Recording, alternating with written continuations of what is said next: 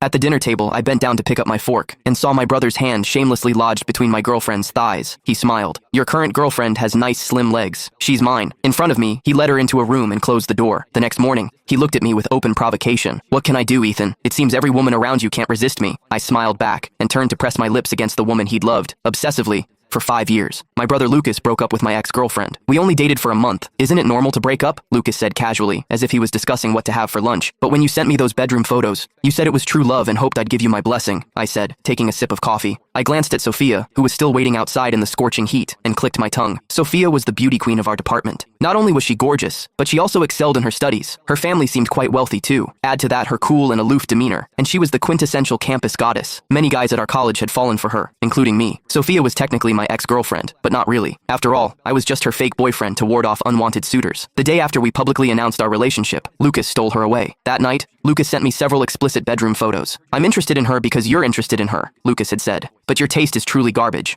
For your first girlfriend, you chose such mediocre goods. I knew Lucas wasn't actually into Sophia. He just wanted to steal everything I liked, even if he'd discard it later. He didn't want me to have anything. Since childhood, he'd been jealous that my arrival stole all our parents' love. So anything I liked, he'd find a way to take it for himself. It was like that with toys when we were little, with nice clothes, and now with the girls I dated. My taste wasn't great before, but this time, I'm dating someone high quality, I said, my eyes filled with infatuation. Lucas looked intrigued by my expression. Oh really? I find it hard to believe your definition of high quality. When can you introduce us? She's coming to meet me soon. Just as I finished speaking, I saw Isabella appear at the cafe entrance. I smiled and said, there, that's my girlfriend. She wore a white blouse and had a slender figure. A silver necklace adorned her neck, and she exuded a lazy, carefree aura. Compared to Sophia, this kind of woman gave off an uncontrollable vibe. I was obsessed with women like her, and so was Lucas. He loved making all sorts of women fall for him, and he especially loved stealing my girlfriends. I saw Lucas's eyes noticeably brighten. He looked Isabella up and down several times before finally curling his lips meaningfully. I was all too familiar with that expression of his. It meant he had his sights set on his prey. The more carefree and unrestrained a woman was, the more she aroused a man's desire to conquer her. When Lucas saw that from the moment Isabella entered, her eyes were only on me, he got even more excited. I frowned in displeasure. The reason I dared to bring Isabella to meet Lucas was because I trusted her character. I'd known her for 2 years, and she was never the type to be seduced by good looks. Emotionally, she was a very loyal woman, but looking at Lucas's flirtatious eyes and demeanor, I felt a bit uncertain. Lucas knew exactly how to manipulate women. Take Sophia, for example. She was so cool and aloof at school, but she became wild and flushed with desire when she was with Lucas. I held Isabella's hand, and she smiled at me tenderly. I firmly believed I hadn't misjudged her. Before leaving, Lucas kept his eyes fixed intently on Isabella. I observed Isabella's expression. She seemed completely oblivious to Lucas, her attention fully focused on me. After we left the cafe, I accompanied Isabella to the sports field. She had plans to play badminton with some friends, while I sat on the sidelines holding her jacket and watching.